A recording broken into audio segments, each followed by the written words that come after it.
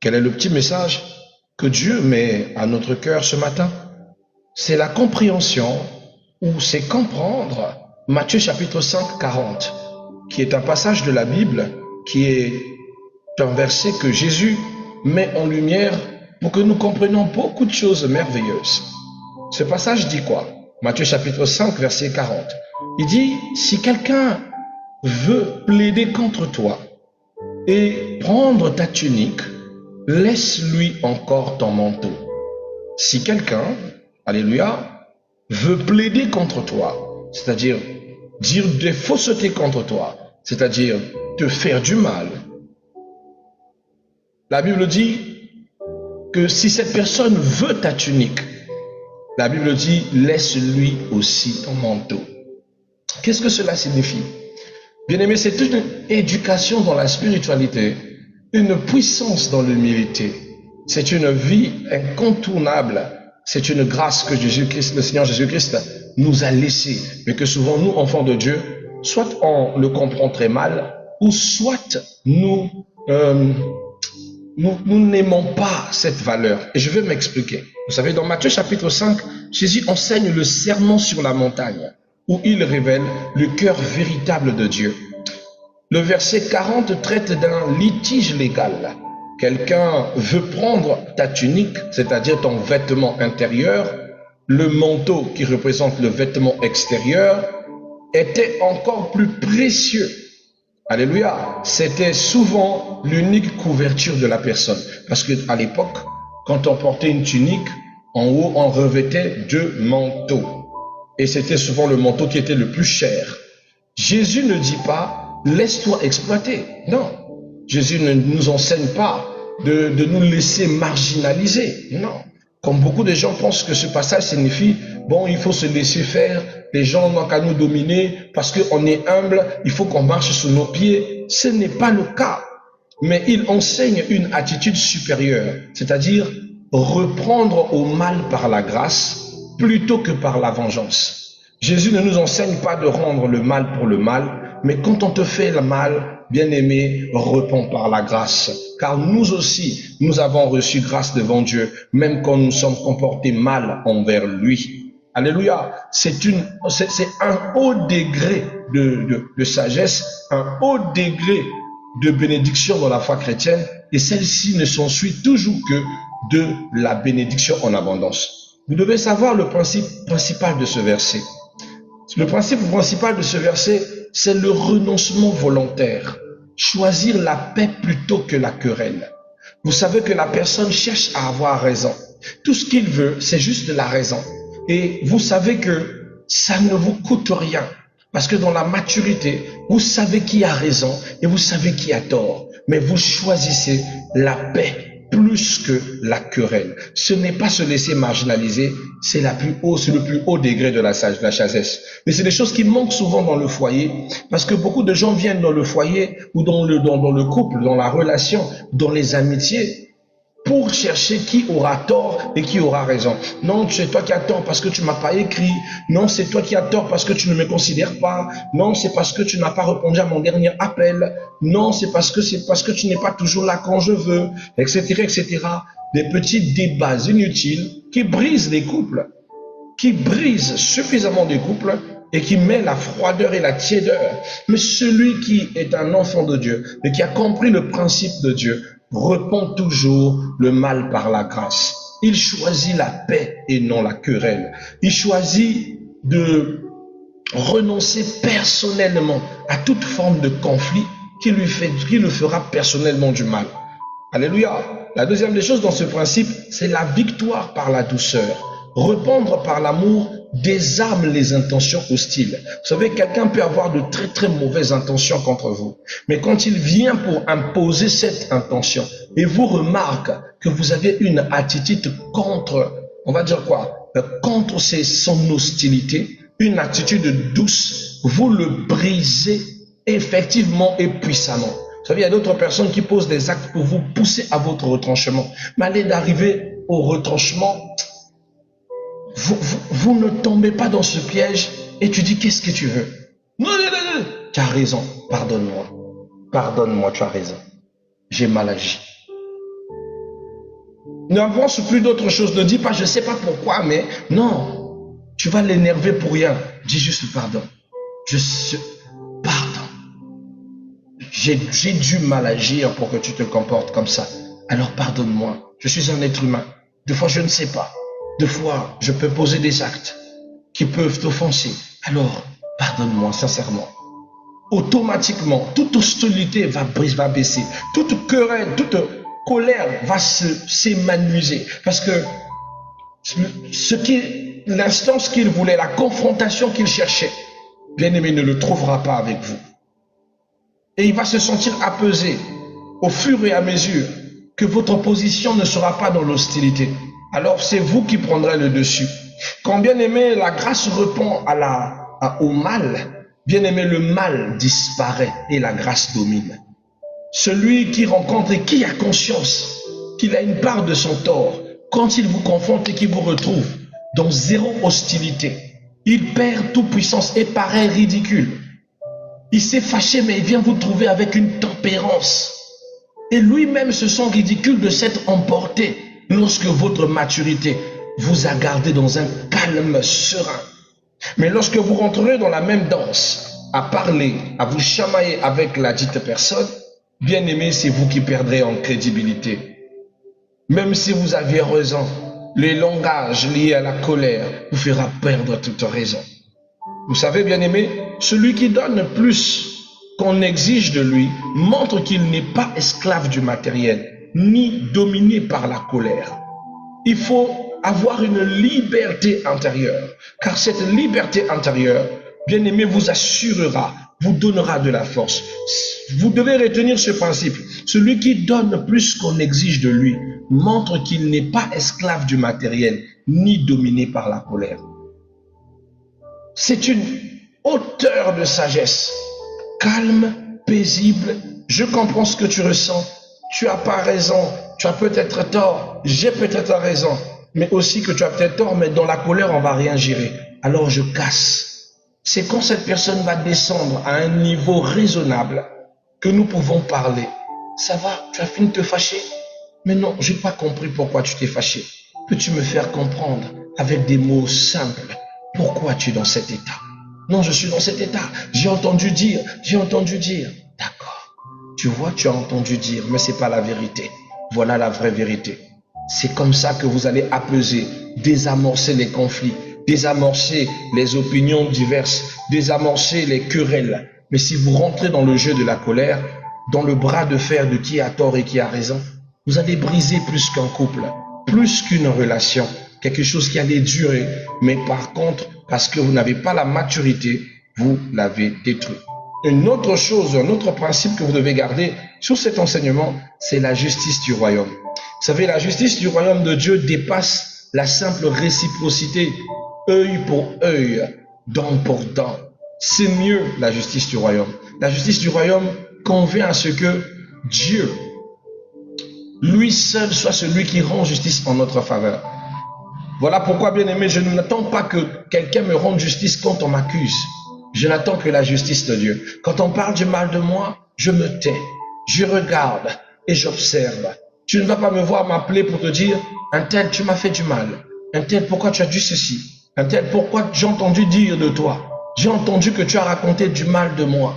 C'est toi seul qui sais si mon nom a pesé dans ta bouche, si mon nom a été une fois dans tes pensées, ou que tu l'as calomnié. Ce qui est sûr, la justice de Dieu existe. Je ne vais pas te confronter. Il y a un tribunal plus grand qui va te gérer. Je peux t'appeler, tu vas refuser. Je peux t'appeler, tu vas omettre. Bien-aimé, il y a beaucoup de personnes que j'ai connues dans ma vie qui ont eu la prétention de dire qu'ils m'aiment, mais qui m'ont saboté derrière le dos, qui ont parlé du mal de moi, on dit toute forme de fausseté à mon nom. Mais je n'ai jamais confronté ces personnes, malgré l'amour que j'ai pour eux. J'ai dit à Dieu, prends soin d'eux. Je n'ai rien à faire avec eux. Que ta justice luise. Bien-aimé, quand la justice de Dieu va se lever, c'est les mêmes personnes-là qui viendront te demander pardon. Deux fois, laisse Dieu agir. C'est vrai que ce que Dieu fait peut sembler long pour toi, à sa façon de traiter. Mais si tu as raison, retiens une chose. Le ciel mènera bataille pour toi. Et tu verras, même si ce n'est pas dans une année, même si ce n'est pas dans 2 ans, ces personnes comprendront la puissance de ton Dieu. Mais la confrontation ne règle pas toujours tout. La justification empire la situation. Plus tu essayes de t'expliquer avec quelqu'un qui ne veut pas t'écouter, il n'écoutera jamais les bonnes explications. Il va garder que la colère, il va prendre juste que les débordements, il va oublier tout ce que tu lui dis. Le serein, apaise-toi. Il dit, papa, pardonne-moi. Je ne sais pas pourquoi tu t'emportes, mais ce qui est sûr, tu as forcément raison, parce que si tu es en colère, c'est que tu as raison. Alors pardonne-moi si je t'ai offensé. Pardonne-moi, apaise ton cœur. Je t'en prie, t'énerve pas comme ça. Calme-toi, apaise-toi. Tu vas sentir que il va jusqu'à ce que le volume va descendre, le volume va se casser, l'hostilité va disparaître, la douceur bouffe l'hostilité. Et tu n'es juste que là, jusqu'à ce que cela disparaisse, jusqu'à ce que tu lui poses la question de savoir, mais pourquoi te fasses-tu? C'est là où il t'explique, non, on m'a dit, mais c'est pas vrai. Regarde la vraie vérité. Ne répondez jamais à quelqu'un qui a l'intention de venir en colère avec vous, avec une autre manière que cet bel enseignement de Jésus-Christ qui nous demande de répondre la grâce, le mal par la grâce, de laisser la douceur prendre le dessus sur toute chose. La troisième des choses, bien aimés, c'est comment vivre aujourd'hui autant qu'enfant de Dieu dans cette attitude. Parce que quand le Christ l'enseigne, nous sommes des siècles, soit 2000 ans passés. Il y avait une façon de vivre à l'époque. Mais nous, aujourd'hui, comment devons-nous adapter ce passage? Bien aimé, on doit choisir la paix plutôt que la bataille. Quand tu es victime d'une injustice mineure, ne réponds pas toujours par l'attaque, mais parfois par la paix. Il faut plus miser sur la paix, parce que la paix vaut plus que la guerre ou les chamaillements ou la raison. Bien aimé, tu peux avoir raison et avoir mal dans ton cœur. Tu as raison, mais ça ne t'apporte aucune paix. Tu as eu raison de t'être comporté, d'avoir imposé ton hégémonie, mais ça ne te donne aucune paix. Mais lorsque tu mets la paix va imposer la raison dans le temps. Et une raison brutale. Cela ne veut pas dire que tu tolères les abus, non, mais que tu refuses de nourrir la haine. Tu refuses de donner de la nourriture à la colère. Alléluia. La deuxième des choses, bien aimé, être détaché du matériel. Dans le monde matérialiste, Jésus appelle ses disciples à ne pas être dominés par les biens. Ça va te permettre d'éviter de t'emporter pour des futilités. Il a cassé mon téléphone. Il a volé ma marmite. Il a pris des habits. J'avais un cousin que j'aimais beaucoup, que j'aime beaucoup. À chaque fois qu'il venait chez moi à la maison, il me volait. À chaque fois, il volait. Un jour, je lui ai dit, tu sais, le vol que tu es en train de faire là, ce n'est pas une bonne chose. Si tu as besoin d'un habit, demande-moi, je vais te le donner. Mais pourquoi tu as besoin de voler chez ton propre frère? Tu ne vois pas que ce que tu fais, ça n'a aucun sens? Viens, demande-moi que de pouvoir voler. Oh non, j'ai pas volé, j'ai dit c'est pas grave. Mais prochainement, demande-moi. Mais prochainement, il est venu, il a encore volé. Il a encore volé. Il a fait ça au moins 4 fois. Mais une fois, il vient chez moi, il ne vole pas que ce qui m'appartient. Il est allé voler aussi quelque chose qui appartenait à un voisin. Et ce voisin l'a surpris, l'a attrapé et l'a emmené à la police. C'était la goutte un peu de trop. Vous savez, si c'était moi qui le mettais à la police ou qui l'enfermait, c'est mon cousin. C'est un problème familial que je ne pourrais pas gérer. Je ne saurais même pas expliquer à ses parents que j'ai coffré mon propre cousin. C'est le sang, l'appel de sang, on ne blague pas avec. Mais cette fois-ci, ça l'a emmené en prison. On l'a grondé là-bas, on l'a tabassé copieusement.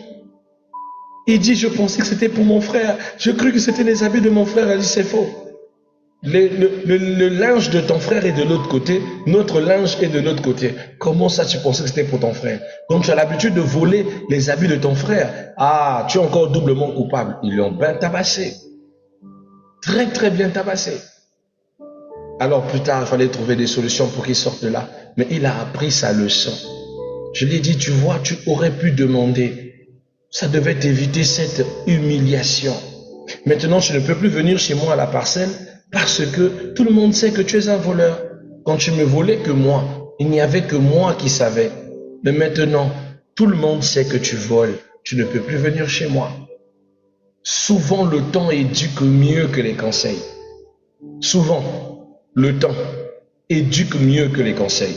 Et le temps viendra faire à ce que vous ne puissiez pas vous salir les mains. Que vous restez propre. Sa mère ne pouvait pas me blâmer. C'est pas moi qui l'ai emmené là-bas. C'est lui-même qui s'est emmené dans son vol. Et elle ne pouvait pas venir dire, tu vois, moi je t'interdis de voler, tu continues, maintenant tu as vu. Il a fallu être déféré. Il fallait qu'on trouve une solution avec le voisin. On a trouvé une solution. Ça s'est arrangé, on s'est séparés à l'amiable. Aujourd'hui, il a appris de ses leçons, même s'il ne vient plus chez moi. Mais je pense qu'il n'a plus volé du tout. Parce que ce qu'il avait vécu, pour ceux qui vivent à Mungali, qui connaissent le CPA 4 de Mungali, de l'époque, si le CPA 4 t'attrape et te corrige, et celle de l'époque, pas celle d'aujourd'hui, tu ne vas pas aimer. Hein. Tu ne vas pas du tout aimer. Hein. Donc, ce sont des choses qui se passaient avec une certaine violence. Amen. Donc, détachez-vous de ces choses. Ne mettez pas votre cœur dessus. Ça ne vaut pas plus que votre vie. Ça ne vaut pas plus que la vie de l'autre. Ça ne sert à rien de blesser ton frère à cause du bien matériel. De prendre ta main, gifler ton frère pour les biens matériels que tu peux multiplier, que Dieu peut te donner fois 100. Ça ne sert à rien. Même pas pour des gens. Je ne vais pas me battre avec toi parce que, voilà, moi j'aime ma copine ou ma femme, c'est ma femme que j'ai épousée, mais ma femme, tu le dragues, il tombe amoureuse de toi, ou tu le dragues. Non, si ma femme a décidé de me tromper avec toi, c'est que tu es plus valeureux que moi. La vie est dure et triste dans ce contexte, mais vous allez faire votre chemin. Ça veut dire que Dieu veut quelque chose de plus meilleur qu'elle dans ma vie et que toi, tu as trouvé ta part en ma femme. Et j'espère que tu vas continuer son chemin avec elle, par exemple.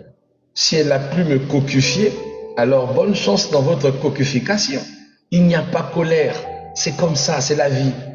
Quand la vie veut retirer les mauvaises choses de ta vie, de ton cœur, il crée des circonstances qui peuvent te faire mal, mais tu sais que ça, c'est une délivrance dans mon âme.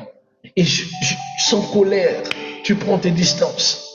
Que d'aller te battre, il a pris mon mari, il s'est barré avec mon mari, je vais lui jeter un sort, je vais lui jeter ceci, il va voir, je vais rentrer chez le féticheur et lui faire du mal. Inutile, ma soeur. Parce que le mal que tu feras, ce n'est qu'à toi-même. Si c'est le père de tes enfants, tu souffriras seul. Si cette fille a eu des problèmes, c'est toi qu'on viendra arrêter. Mais juste la paix, passe à autre chose. Cherche ta paix. La Bible dit recherchez la paix et la sanctification, sans pour laquelle personne ne verra l'Éternel. Recherchez votre paix, ça vaut plus que toute chose sur cette terre. Alléluia. Alléluia. Donc c'est un conseil, ne répandre par la bonté, toujours répondre par la bonté, offrir plus que ce que l'autre demande, choque le système du monde. C'est une manière de renverser la violence par la grâce. Exemple, tu es insulté, réponds par la douceur. On t'insulte, réponds par la douceur. On te dénigre, tu ne choisis de prier pour la personne. On abuse de ta patience, tu continues d'agir avec dignité. C'est comme ça. Ne riposte pas impulsivement. L'impulsivité, c'est pas bien. C'est comme de la précipitation et ça vous emmènera toujours à commettre beaucoup d'erreurs.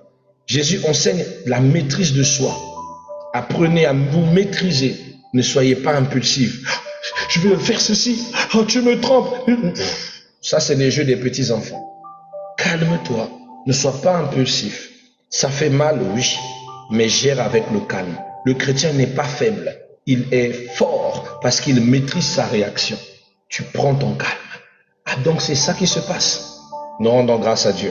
Tu le laisses et tu cherches ta propre paix. Parce que si tu n'es pas en paix, tu feras un AVC, tu auras une hausse de tension, tu vas tomber malade. Et si tu meurs, il continue sa vie. Pendant ce temps, toi, tu souffres dans de la jalousie, dans l'envie de faire des représailles. Non, laisse-le. la justice de Dieu, il y en a. Tu prends juste un calme. Moi, j'appelle ça le silence de Dieu. Tu prends juste un calme. Tu ne parles plus. Tu ne touches plus. Où est mon manteau? Où est ma chaussure? Ma nourriture? Mais pourquoi tu ne parles plus? Non, moi je te parle, tu ne parles plus. Je suis là. Qu'est-ce que tu veux? Tout ce que tu veux, je te donne, papa. Que je parle. Peut-être que c'est ma bouche qui t'emmène dehors. Restons tranquilles. Moi je dis quelque chose. Qu'est-ce que je... Bien aimé, le silence peut pousser quelqu'un à aller convoquer la famille. Lui-même, il va aller s'accuser chez les parents. Ma femme ne me parle plus.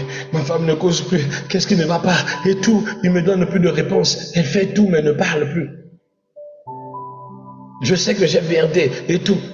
Et ça va mettre une petite éducation. Tu vas travailler dans son psychisme. Mais s'il continue sur son chemin et ne rentre pas dans les rails, c'est que tu as épousé un homme qui ne t'a jamais aimé. Et tu te mets sur un chemin qui va juste te détruire. Au fur et à mesure. Parce que plus tu vas garder silence, et plus il va continuer, plus ton cœur va s'endurcir, et plus tu vas choisir ton chemin. Alléluia. Alléluia. Protège ton cœur. La Bible précise dans le livre des Proverbes, il dit protège ton cœur plus que tout. Se réserver ce genre de personne, c'est protéger son propre cœur. C'est sécuriser son propre cœur. Pour ne pas souffrir, pour ne pas être blessé, pour ne pas s'offenser, pour ne pas se retrouver dans des situations où le moral, où le psychisme est anéanti à cause de ces mauvaises personnes qui n'en valent pas du tout la peine. Alléluia. Donc, on va s'arrêter là because of times. Mais ce que je veux que tu saches, mon bien-aimé, c'est que le calme et la douceur, la quête de la paix intérieure, le refus du conflit permanent n'est pas une faiblesse. C'est une puissance qui te garde. C'est une force qui te donne la supériorité. C'est la carte qui te donnera toujours la hauteur quand quelqu'un se pensera plus haut que toi.